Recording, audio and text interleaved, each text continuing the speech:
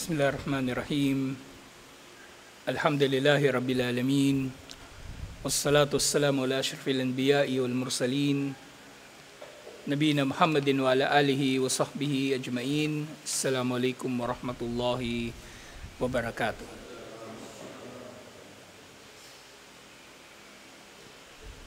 So inshallah, adabul muta'allimin. At tinatalakay pa rin natin yung fadlul ilm, kainaman ng kaalaman.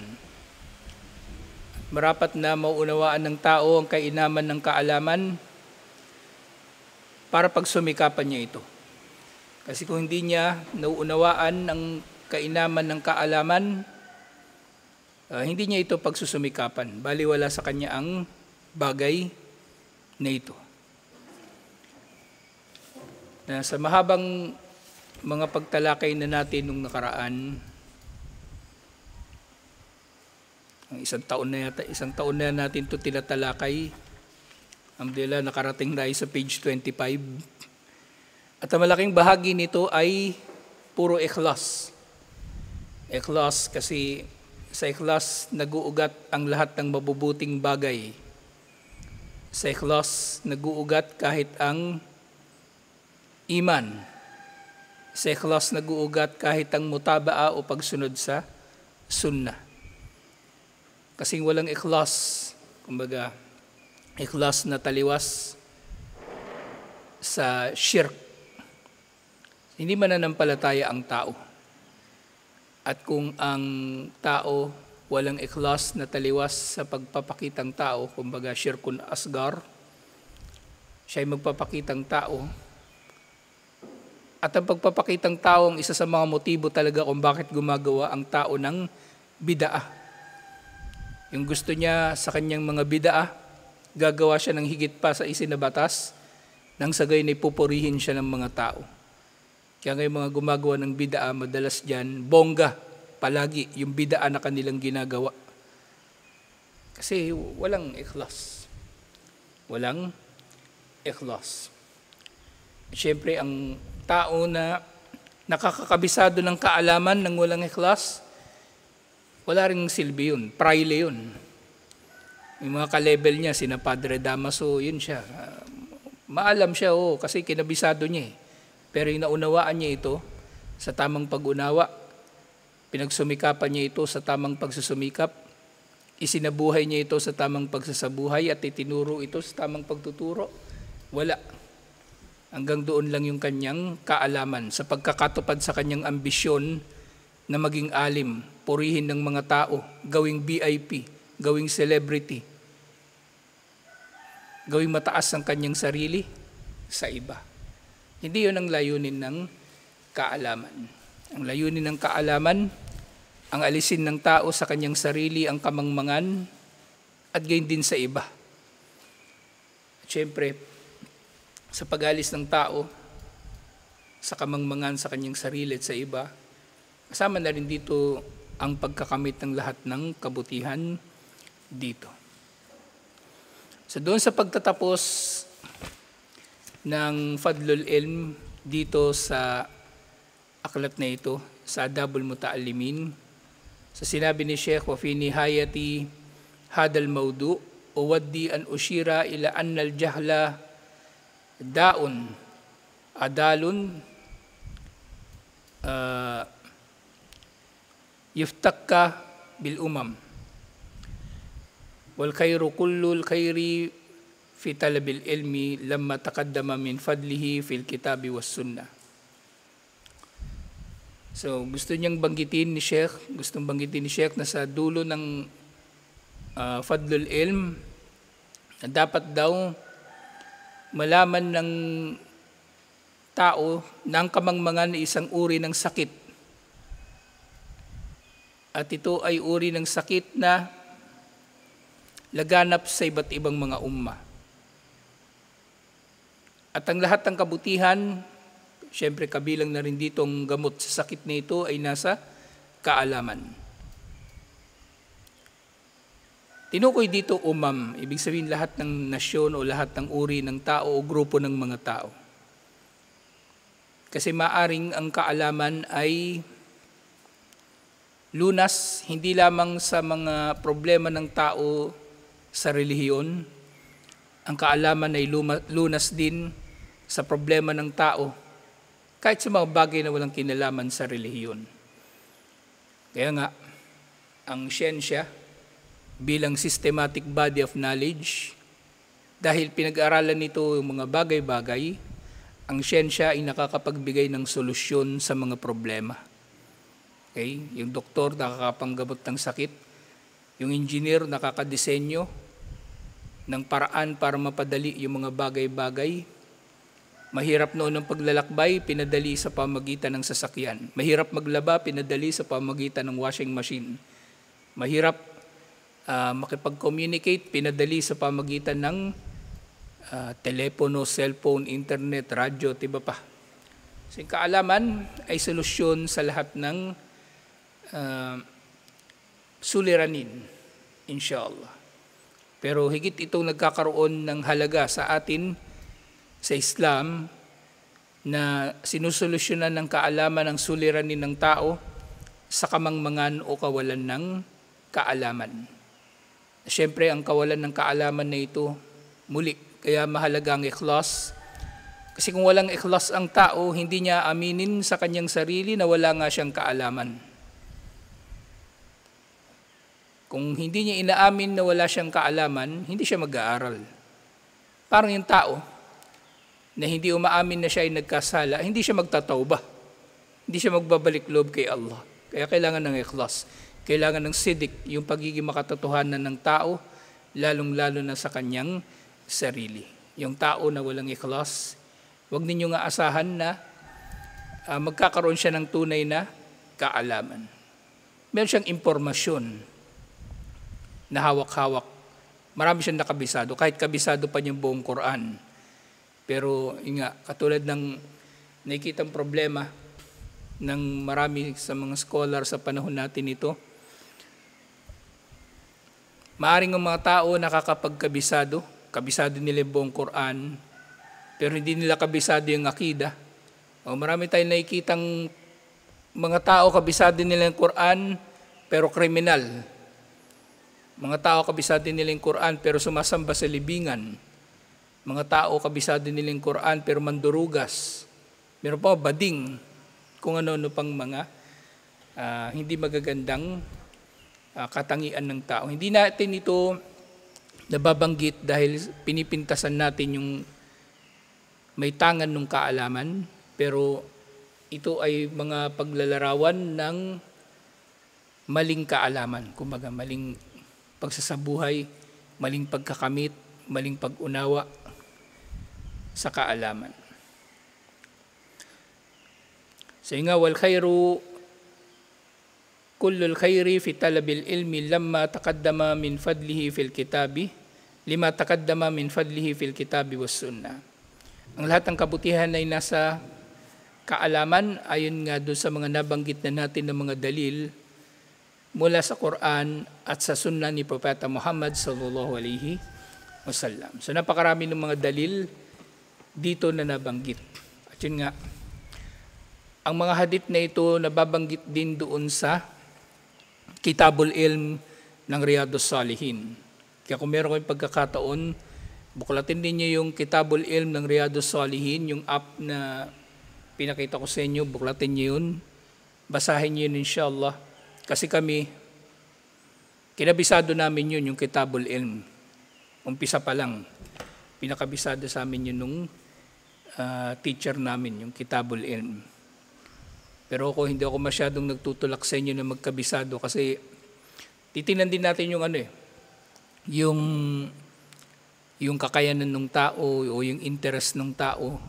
O syempre, hindi rin naman kayo nakatutok sa pag-aaral. Marami sa inyo kailangan pa magtrabaho. So dahan-dahan lang tayo, inshallah. Dahan-dahan lang tayo. Actually, iniisip ko nga yung Arabic, ibabalik natin inshallah. Pag natapos natin yung libro na ginagamit natin pag Sabado, yung Dalilul Muslim, tapusin natin yun. Tapos balikan natin yung Arabic, inshallah. Pero this time, seryosohin nyo na. Pag sinabi kong gumawa kayong dictionary, hindi tatawanan nyo lang ako kapag ginahanap ko yung dictionary na pinapagawa ko sa inyo. Tsaka hindi na-modus ako nun eh. Sabi ni Ali kasi matalino daw yung kambal, kaya tinindihan ko na. Hindi, pero actually yung bagay na yun, yung pang college siya na subject, pero kung siseryosohin mo, kaya yun, inshallah. Hindi mo kailangang maging college para maintindihan yung pinag-aaralan natin sa Arabic. Ang importante yung paggagamitan. Kaya lagi ko sinasabi sa inyo, ayusin ninyo yung dictionary nyo. Kasi yung sa conjugation, sige, alam niyo yung fa'ala. O ginawa niya, fa'ala, ginawa niya. O ano yung conjugation nun. Di pag mabasa ninyo sa Quran, alam niyo anong ibig sabihin. Kung hindi nyo ginagamit yung kaalaman, walang silbi. Kumbaga. At doon nyo magagamit yung Arabic, inshallah, sa pag-unawa sa Quran, unang-una. Walang saysay. Kahit magpalalim pa tayo ng magpalalim sa Arabic kung hindi ninyo ginagamit, walang patutunguhan. Pare-pareho lang tayo nag-aaksaya ng oras. So dapat maano muna. Yung nga sabi, may kasabihan, sa paglalakbay, hindi mahalaga yung bilis. Hindi mahalaga yung bilis. Ang mahalaga yung direksyon. Okay? So doon sa Arabic natin, maaring ginagawa nating mabilis pero hindi nakakaharap sa tamang direksyon. Kaya babalikan natin pero bagong paraan, inshallah. Dadahan-dahanin natin, inshallah. At gayon din sinabi nga rito, wa inna ummatan tarda bil jahli fasatajanna awaqibu dhalik fi takhallufiha al-hadari fi majalatil hayat fil majalatil hayati kafa fi nawahi al-ilmiya wal ijtimaiya wal iktisadiyya wa ghayriha. Singa ang kaalaman ang solusyon sa anumang problema. At ang anumang umma o nasyon ng mga tao, kahit isang tao lang na nalulugod sa kamangmangan, ibig sabihin masaya na siya ay mangmang, kontento na siya ay mangmang at hindi niya alam ang mga bagay-bagay. Ang masama pa nga nito talaga sa mga mangmang, actually, hindi lang dahil sa kontento sila na mangmang sila. Ang akala nila sa sarili nila, maalam na sila, kaya nga sila hindi nag-aaral. Okay? Problema sa kanila, yun nga, sa sino mang nalulugod sa kamangmangan, halimbawa nga mayroong pag-aaral, dadaan-daanan lang nila kasi pakiramdam nila walang saysay, o mas marunong pa sila doon sa nagtuturo, bakit ako mag-aaral dyan, o kung ano-ano pang dahilan nila. So ito ay nagiging dahilan na sila ay napag-iiwanan sa anumang larangan ng buhay. Maging ito man ay sa larangan ng siyensya, panlipunan, pang-ekonomiya at iba pa. So hindi lang applicable sa relihiyon ang kaalaman. So yung tao na walang alam halimbawa sa siyensya, mapag-iiwanan siya. Maraming mga tao, halimbawa, na hindi nakakaintindi sa scientific method, hindi nakakaintindi sa critical thinking, hindi nakakaintindi kahit sa basic na logic. Ito yung mga tao na halimbawa sila yung mga mahilig maniwala sa fake news, mahilig maniwala sa conspiracy theory, mahilig maniwala sa mga sabi-sabi. Meron lang siya makitang post, i-share niya agad kahit hindi niya tinitiyak muna kung ito ba ay tama o mali. Basta nakita niya na makabagbag damdamin, i-share niya na yun. Kasi wala na siyang critical na pag-iisip. Katulad ngayong nabalita, kulelat daw ang Pilipinas doon sa creative thinking Hindi ko alam kung paano nila sinukat yun, pero nagpa-exam sila doon sa mga bata sa elementary. At kulelat ang Pilipinas sa creative thinking. Na ibig sabihin, yung mga Pilipino, wala tayong creativity. Wala lang. Gaya lang tayo ng gaya, kumbaga.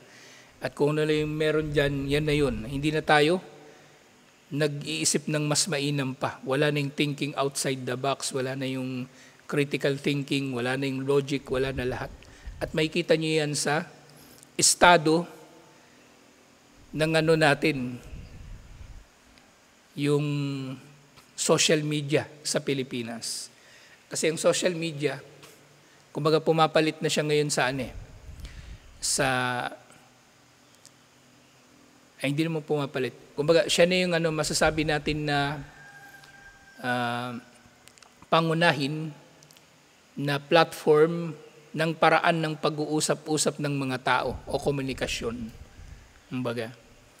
At napaka masalimuot ng social media sa Pilipinas. Kung sa mga Muslim pa lang magulo na, lalo na yung mga kuffar, wala kang makikitang creativity sa mga vlogger o sa iba't ibang mga YouTube channel na sumisikat sa YouTube ng mga Pilipino. Kahit nga sa content ng mga Muslim na ng mga vlogger, walang creativity. Gaya lang ng gaya, gawa lang ng gawa ng prank. May may nabasa kong post Yung mga YouTube video daw sa ibang bansa, nagtuturo paano mag-ayos ng radyo, paano ka gagawa ng ganito, paano mo susolusyonan yan, paano ka magliligtas ng buhay. Pero dito yung mga YouTube video at mga reels ng mga Pilipino, kundi raw prank yung lolokohin niya yung kapwa niya, magpapakita ng kabastusan. Yun yung mga sumisikat, yung nagpapakita ng katawan, sasayaw-sayaw. Minsan teacher pa Kaya buti nagpalabas ng memo. Yung DepEd, pinagbawalan yung mga teacher na mga babae madalas kikembot-kembot pa nasa loob ng classroom. Sasayaw-sayaw. So nagkaroon ng memo yung DepEd, pinagbawal nila. So kung ganun yung guro, nga asahan nyo sa estudyante? So, ang kaalaman ay mahalaga sa lahat ng aspeto ng buhay. Sa iba't ibang mga uri ng pamumuhay at iba't ibang mga uri ng kaalaman. Tapos sa mga Muslim naman, yung mga Muslim na vlogger, ganun din Gagayahin nila kung ano yung nauuso sa kuffar. Halimbawa sa kuffar, meron sila mga challenge. O gagaya din yung Muslim. Sige nga, gawa tayo, Fatiha challenge, mga ganun-ganun. Wala nang creativity. Tapos naulit na yung nauso sa mga kuffar, yung reaction video. O yung mga vlogger na Muslim, ganun din, gawa-gawa din sila ng reaction video. Wala nang originality. Tapos ngayon nauuso yung sa social media, yung content na ginawa pang content. Merong video, may nagmamaneho na aksidente, ididikit niya lang yung mukha niya doon, content na naman yun. Kaya galit na galit yung ibang vlogger na napipirata raw sila. Yung content na nga nila, tapos iko-content pa ng iba. Yan ang mga Pilipino, diyan magaling ang mga Pilipino sa kawalan ng galing, kawalan ng husay. Siyempre, hindi naman lahat, pero kumbaga, yung tinest nila kasi isang sektor ng mga Pilipino, yung kabataan. At kung yung kabataan, wala silang creativity, anong pang mangyari diyan pagtanda nila? Tapos yung pa yung nakikita nila sa social media. Na yun nga, kaya ko nasabi kanina na yung social media, kumbaga yung sa ngayon, pwede nga natin masabing pumapalit na siyang platform talaga ng komunikasyon na yung social media. Actually, mas mahalaga na nga ngayon ng social media kaysa sa TV tsaka radyo Kasi sa social media, mas tinatangkilik ito ngayon ng mga tao dahil una, nakikita nila yung naririnig lang nila dati sa radyo. Tapos syempre sa social media, nakakapag-comment sila. Sa TV, hindi nila magagawa yun Dati may nagpauso nun, yung pwede kang mag-text, tapos lalabas sa TV yung yung text mo. Pero iba sa social media. Mas marami kang mako-comment. Kaya mas maraming mga narcissist, mga dominante, mga nagmamarunong, mas masaya sila sa social media at doon sila naglipana. Pero hanggang doon na lang sila sa pag-express ng kanilang kamangmangan.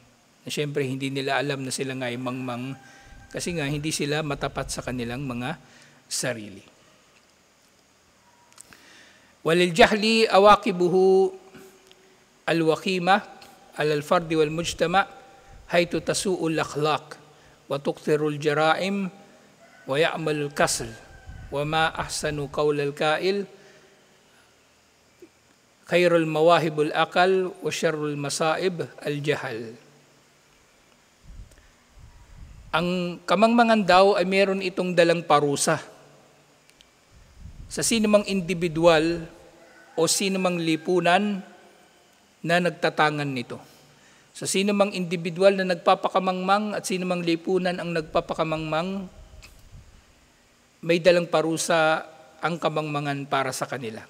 Ang kamangmangan ay nagdudulot sa kanila ng sakuna. Ang kamangmangan ay nagdudulot sa kanila ng sakuna. Nalala ko bigla yung madalas na commentary ito ng mga sociologist. Isa sa mga palatandaan ng pagbaba ng antas ng anumang lipunan ay kapag ang lipunan ay higit na nagbibigay ng atensyon sa entertainment kaysa sa edukasyon. Yun ay isang palatandaan ng isang lipunan na lugmok na.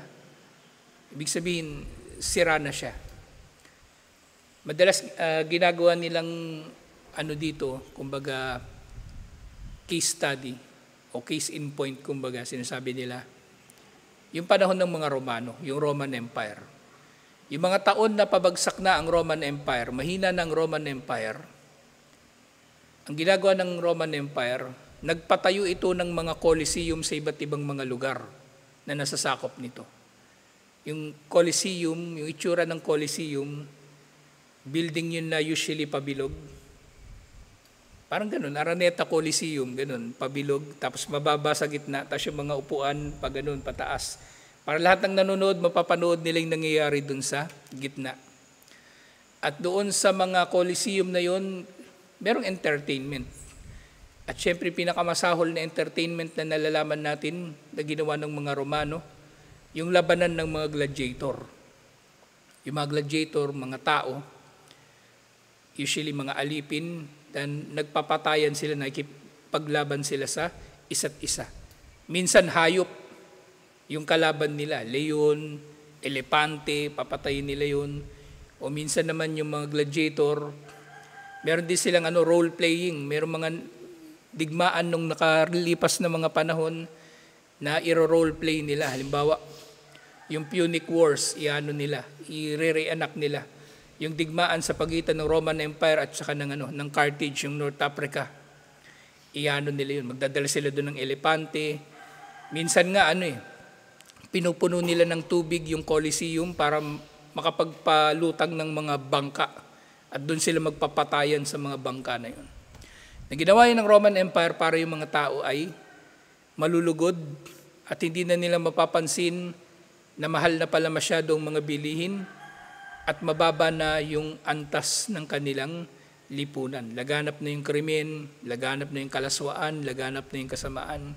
Kaya ni-entertain na lang sila ng kanilang pamahalaan. Kaya nga itong mga Colosseum na ito actually nagkalat sa iba-ibang lugar. Hanggang ngayon meron sa kasi yung buong paligid ng Mediterranean Sea, sakop yun ng Roman Empire. Kaya may mga natira pa rin sa Syria, sa North Africa, sa Italy syempre meron, sa Spain meron. Sa lahat yun ay may mga Colosseum. Kasi gusto ng mga Romano, gusto ng Roman Empire na ma-entertain yung mga tao para mapagtakpan yung pagbaba ng kanilang antas ng lipunan. Yan din ngayon. Sa US halimbawa, ang US pinoportray niya yung sarili niya na makapangyarihan. Pero wala na, inaaliw na lang ng US yung mga tao sa pamagitan ng paggawa ng pelikula na sila yung bida.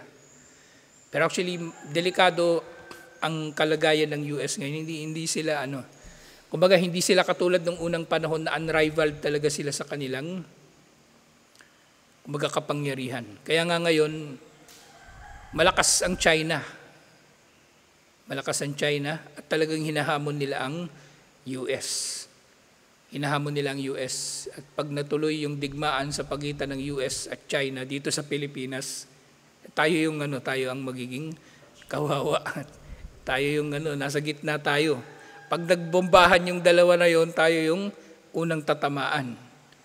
Tayo ang unang tatamaan. So mawawala yung internet, mawawala yung pag ginera tayo ng China, puputulin lang nila internet tapos tatanggalan nila tayo ng Facebook. Tapos yung mga Pilipino mawawalan na ng dahilan upang mabuhay. Dahil yun yung buhay nila. Nasa Facebook ay buhay nila eh. Tapos pag wala ng internet, walang kuryente, wala na. Wala tayong trabaho pare-pareho. Kaya sabi ko palagi, baka si Ahmad lang may trabaho sa atin pag sinakop tayo ng China eh. Kasi yung JNT magiging parang kartero. Nung isang araw nag-meeting pala kami, Ahmad, JNT. Yung mga VIP nag-meeting. Tapos habang nagsasalita yung marketing ng JNT. May nagsasalita sa likod niya. Chinese mag-usap eh. Sabi ko, Chinese pala talaga itong JNT. Mas okay si Ahmad pag nagkagera. Hindi sila apektado masyado. So yung China talagang hinahamon nila yung US. At magkaalyado nga ngayon yung China, yung Russia, Iran, at yung North Korea. So puro mga pasaway na mga bansa. Kaya hindi rin basta-basta yung sitwasyon doon sa West Philippine Sea. Ngayon meron nang naputulan ng daliri. So mahalaga yung kaalaman kasi kung yung lipunan babagsak, ang unang pinababayaan nila dito talaga yung kaalaman. Kasi kapag napabayaan nila yung kaalaman, bababa rin yung moralidad. Bababa yung science and technology. Bababa yung interest ng tao na mag-innovate o yung gumawa ng mga bagay-bagay na makabago na susolusyon sa kanilang mga problema. Yun na lang, kung ano na lang yung nakagisnan nila, ganun sila. Tulad nga dito sinabi, na sino mang nasyon o sino mang tao na nalulugod na lang sa kamangmangan, ang dulot nito sa kanya ay parusa, na magiging masama ang kanyang ugali, dadami sa kanila ang krimen o paggawa ng masama, sila'y magiging tamad. So tatlo yung tinukoy dito na parusa na daladala ng kamangmangan. Masamang ugali, masasamang gawain, kasama na rito yung mga krimen, at syempre katamaran. Katamaran sa lahat ng bagay. Kasi hindi mo nga alam ang halaga ng kaalaman, hindi mo na alam ang halaga ng pagkain, kasi mangmang ka nga wala ka ng pakialam. Hindi mo na alam ang halaga ng pakikipagkapwa-tao. Kaya maraming kumbaga yung kamangmangan, hindi lang ito, kumbaga, simpleng bagay. Dito rin nag-uugat yung maraming bagay. Kaya kung palpak ka rito sa kaalaman, magiging palpak ka rin sa maraming mga bagay. At napakainam ng huling binanggit dito ni Sheikh sa Fadlul Ilm.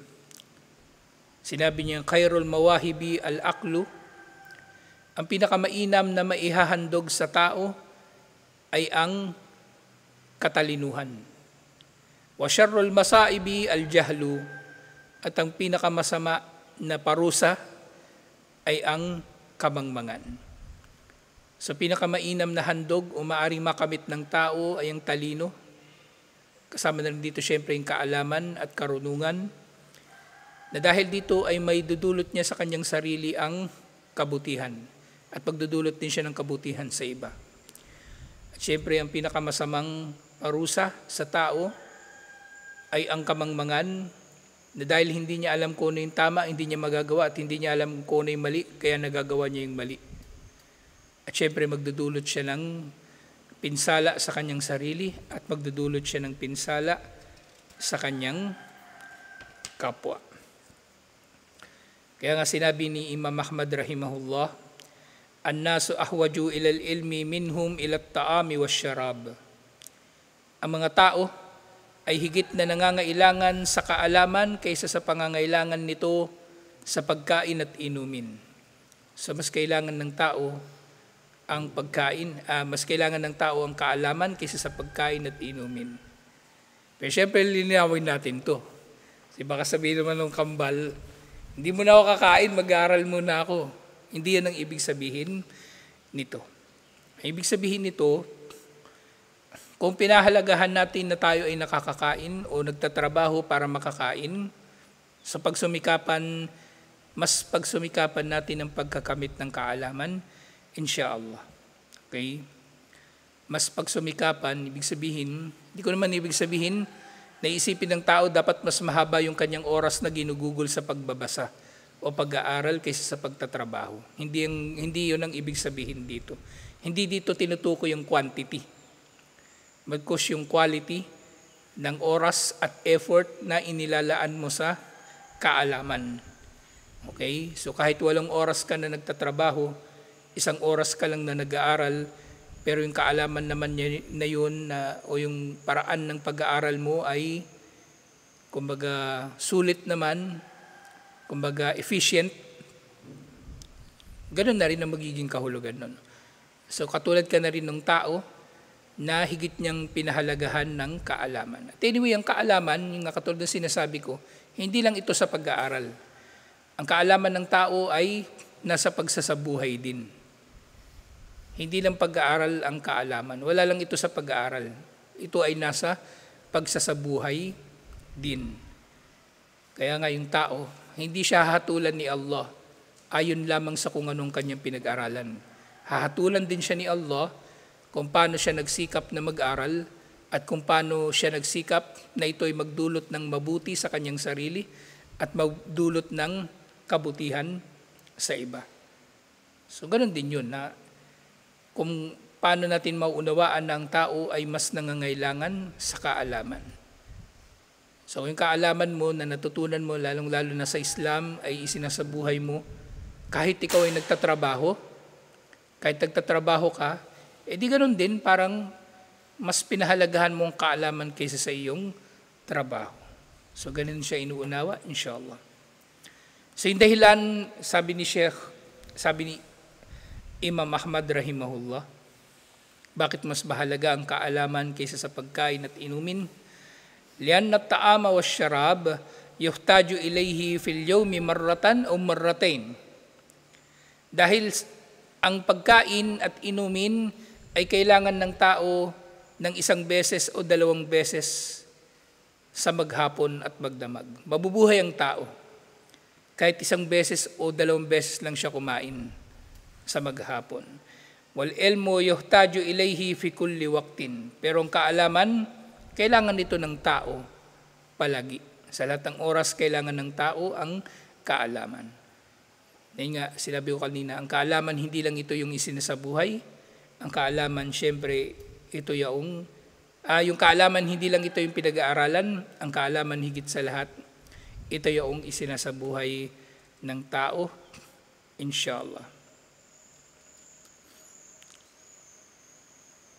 Sa merong tula, nabanggit dito, hindi binanggit ko sino yung author. Al-ilmu yarfa'u baytan la imada lahu. Ang kaalaman daw ay nagtatayo ng bahay na walang poste. Wal jahlu yahdimu baital izzi wasyaraf. Pero ang kamangmangan, kaya nitong wasakin kahit ang bahay o gusali na itinatag sa kadakilaan at karangalan. Intindihan nyo? Yung kaalaman, kaya nitong magtayo ng bahay na walang poste. Pero yung kamangmangan, kahit matibay na bahay, kaya niyang pabagsakin, kaya niyang wasakin. Wal ilmu yasmu biqaumin darwat asy-syaraf. Ang kaalaman, ito ay nag-aangat sa anumang nasyon sa rurok ng karangalan.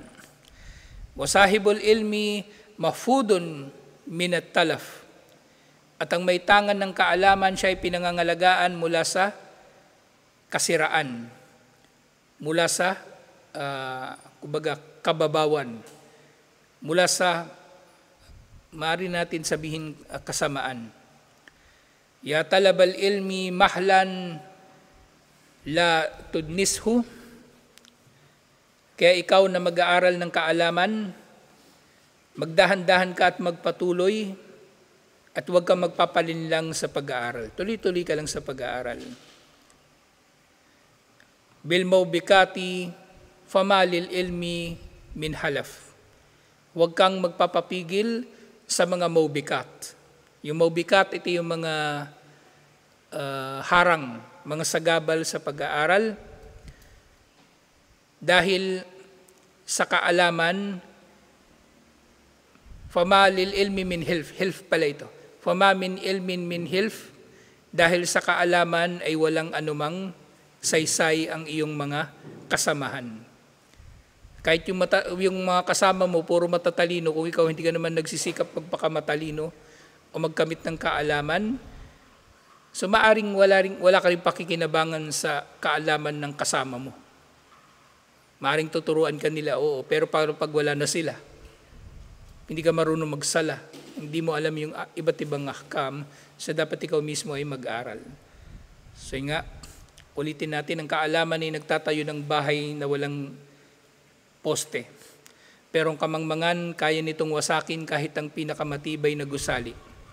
Ang kaalaman ay nag-aangat sa mga tao sa rurok ng karangalan, at ang maalam o may tangan ng kaalaman ay napapangalagaan mula sa kasamaan. Kaya ikaw na mag-aaral, ikaw ay magdahan-dahan, kumbaga, ibig sabihin ng mahalan dito, magdahan-dahan na nagpapatuloy at huwag kang magpapalinlang o magpapapigil sa anumang mga harang o balakid sa pag-aaral dahil sa kaalaman ay walang saysay ang iyong mga kasamahan. So, dapat ikaw mismo ay maalam, inshallah. So dito natin tatapusin itong Fadlul Ilm at ngayon inshallah sa susunod, Afdalul Ulum, Ta'allumu Kitabullahi, Ta'allumu Kitabillahi Ta'ala. Ang pinakamainam daw na kaalaman ay ang pag-aaral ng aklat ni Allah. Ang tinutukoy dito ng pag-aaral ng aklat ni Allah o pag-aaral sa aklat ni Allah, lahat ng kaalaman na may kinalaman dito. Pagbasa ng Quran, pag-unawa sa Quran, pagsasabuhay sa Quran, lahat. Okay? Kaya hindi pwede na yung tao, aral siya ng aral ng tajwid, hindi naman siya nag-aaral ng akida. Kasi yung akida, kasama rin yun sa pag-aaral ng aklat ni Allah. Okay? Hindi pwede na yung tao akalain niya na mas importante yung tajwid o mas importante yung pagkakabisado kaysa sa ibang mga bagay na may kinalaman sa aklat ni Allah. Lahat yun pare-pareho, sabay-sabay na pag-aaralan dapat ng tao. Inshallah. So tutuloy natin ito next week. Assalamualaikum warahmatullahi wabarakatuh.